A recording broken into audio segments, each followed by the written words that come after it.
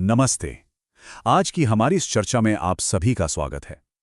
आज का हमारा लक्ष्य बिल्कुल साफ और सच कहूं तो थोड़ा सा क्रांतिकारी है। हम इंग्लिश वोकैबुलरी याद करने की उस पुरानी थका देने वाली रट्टा मारने की आदत को पूरी तरह से हमेशा के लिए खत्म करने वाले हैं।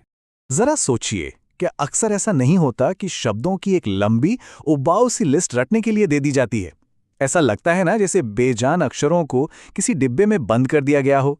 लेकिन आज हम एक टॉपर की सीक्रेट विजुअल नोटबुक का तरीका अपनाएंगे।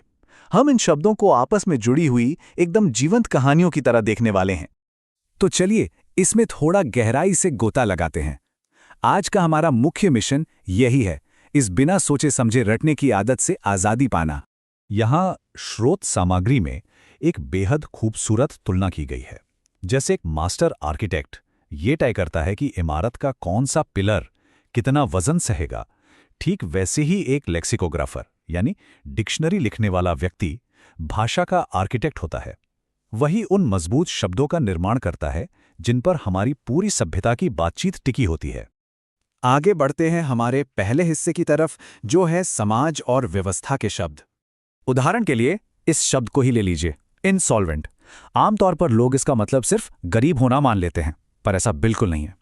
ये लैटिन शब्द इन यानी नहीं और सॉल्वेरे यानी चुकाना से बना है। तो सबसे दिलचस्प बात यहाँ यह है कि इंसॉल्वेंट होना सिर्फ जेब में पैसे की कमी नहीं है, बल्कि ये एक पूरी आर्थिक व्यवस्था का टेक्निकल रूप से टूट जाना है, जैसे जब कोई बैंक लोन पूरी तरह से डिफॉल्ट हो जाता है। और अगर पैसे से थोड़ा हटकर धर्म की बात करें तो एक बहुत ही वजनदार शब्द सामने आता है, ब्लास्फेमी। क्या यह सिर्फ किसी का अनादर करना है? जी नहीं। ग्रीक जड़ों से निकले इस शब्द का अर्थ है अपनी वाणी से किसी पवित्र चीज या ईश्वर को घायल करना।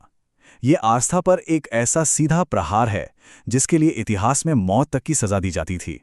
आप इन शब्दों का वजन महसूस कर सकते हैं। यहाँ दिया गया ये लॉजिकल फ्रेमवर्क सच में कमाल का है। ये दिखाता है कि हमारा दिमाग असल में काम कैसे करता है। लंबी लिस्ट के बजाय हमारा दिमाग कहानियों को याद रखता है। एक घटना, कारण और प्रभाव का क्रम देखिए। घटना, कर्ज लिया। कारण, चुका नहीं सकते। प्रभाव क्या हुआ? व्यक्ति इंसॉल्वेंट हो गया। दिमाग के लिए ये एक सीधी और याद रहने वाली कहानी बन गई। अब आते हैं अपने अगले पड़ाव पर, मानव स्वभाव और उसकी विशेषताएं। देखिए, हम सब ने कभी ना कभी उस ड्रीम जॉब के बारे में जरूर सोचा होगा जहां काम कुछ ना हो और पैसे खूब मिले, है ना? इसके लिए एक बेहद मजेदार शब्द है, सिनेक्योर। लैटिन में सिने का मतलब बिना और क्योरा का मतलब परवाह या काम। ये सिर्फ आलस्य नहीं है, बल्कि प्रोफेशनली एक ऐसी स्थिति है जहां जिम्मेदारियां जीरो होती हैं पर सैलरी बिल्कुल शानदार होती है। अब आप सोच रहे होंगे कि इतने सारे मुश्किल शब्दों को रटे बिना याद कैसे रखा जाए। यहीं पर हमारा सबसे बड़ा सीक्रेट वेपन सामने आता है, रूट वर्ड्स का जादू। ये वो बेसिक बिल्डिंग ब्लॉक्स हैं, वो मैथमेटिकल फॉर्मूला हैं जो पूरी भाषा के ताले खोल देते हैं। इस टेबल पर एक नजर डालिए। अगर सिर्फ मिसो याद कर लिया जाए, जिसका मतलब है नफरत, तो मिसोजिनिस्ट का अर्थ तुरंत समझ आ जाएगा। पन का मतलब है सभी, जिससे बनता है पेनेसिया यानी हर मर्ज की दवा। एम्बी मतलब दोनों, तो एम्बीडेक्स्ट्रस हो गया वो इंसान जो दोनों हाथों से काम करने में निपुण हो। बस कुछ रूट्स जानिए और अनगिनत शब्दों को डिकोड करना बच्चों का खेल बन जाएगा। तो चलिए, अब वक्त आ गया है शब्दावली के परीक्षण का। देखते हैं ये नए फॉर्मूले एमसीक्यू टेस्ट में कितने काम आते हैं। पहली चुनौती आपके सामने है। सवाल है कुछ ऐसा जो मृत्यु का कारण बने। विकल्प हैं डेंजरस, फैटल, ब्रूटल या हॉरिबल। अब देखिए, ये सभी विकल्प सुनने में बहुत बुरे और खतरनाक लगते हैं, लेकिन इनमें से सिर्फ एक ही है जो जीवन के अंत की पक्की गारंटी देता है। अब जो बात यहाँ सबसे ज्यादा इंटरेस्टिंग है, वो इनका आपस का अंतर है। डेंजरस का मतलब है खतरनाक, जहां भारी जोखिम है पर उससे बचा भी जा सकता है। लेकिन फेटल में फेट यानी नियति छिपी है। अगर कुछ फेटल है तो वो निश्चित रूप से मौत लेकर आएगा। यही वो बारीक अंतर है जो समझना जरूरी है। चलिए अगले सवाल पर, सजावटी ढंग से लिखने वाला व्यक्ति।